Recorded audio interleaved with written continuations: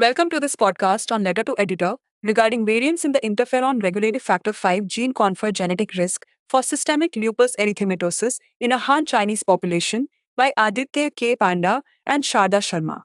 This paper offers a critical review of a previous study. It highlights important considerations for genetic association research, especially concerning systemic lupus erythematosus, or SLE. Indeed, the original study by Shu et al. Investigated how variations in the IRF5 gene might increase the risk of SLE in a Han Chinese population. SLE is a complex autoimmune disease, and identifying genetic factors like IRF5 variants is crucial. What did Shu et al. Specifically report? They reported an association between two functional variants, RS1 095 4213 and RS2 004 640, and SLE susceptibility. These are specific genetic markers. So, Panda and Sharma reviewed this. What was their first major point of concern regarding the methodology? Their first point was about Hardy-Weinberg equilibrium, or HWE. This principle describes expected gene variant frequencies in a stable population. And what did they find regarding HWE in the control group of the original study? The p-values for RS1 095 421 3 and RS2 004 640 were 0.093 and 0.081 respectively. These are quite close to the conventional 0.05 significance threshold. So, while technically non-significant, these borderline values suggest a need for more cautious interpretation, wouldn't you say? Absolutely. Borderline deviations can indicate issues like genotyping errors or population stratification, which could affect the study's reliability. What additional quality control measures did Panda and Sharma suggest to strengthen confidence in such findings?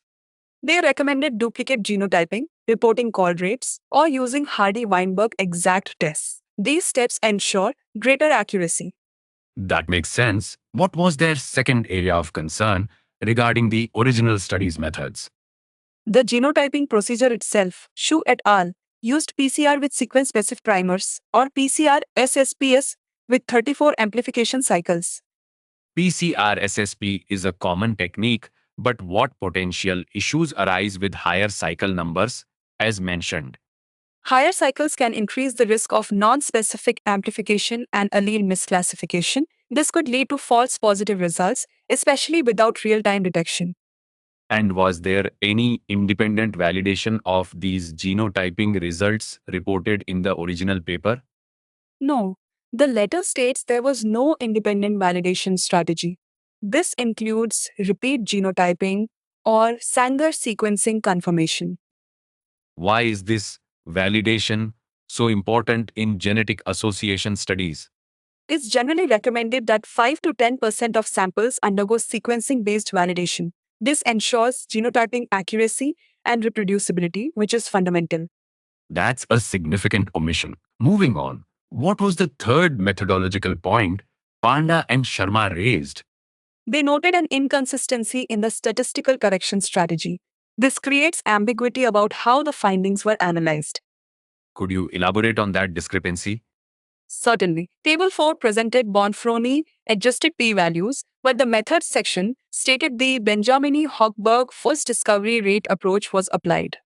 These are different methods for adjusting for multiple comparisons. Using both inconsistently could certainly confuse the interpretation of results. Precisely. Also, testing multiple genetic models at each SNP increases the family-wise error rate, making false positives more likely.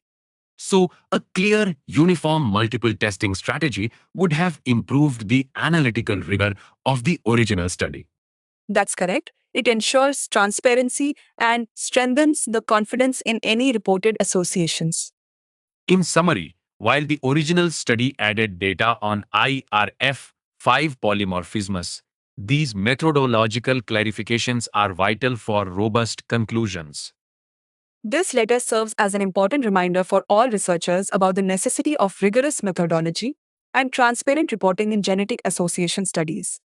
It underscores how critical careful review and adherence to best practices are for advancing our understanding of complex diseases like SLE.